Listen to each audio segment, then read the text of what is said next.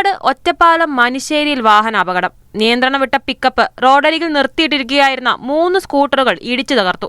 അപകടത്തിൽ ആർക്കും പരിക്കില്ല.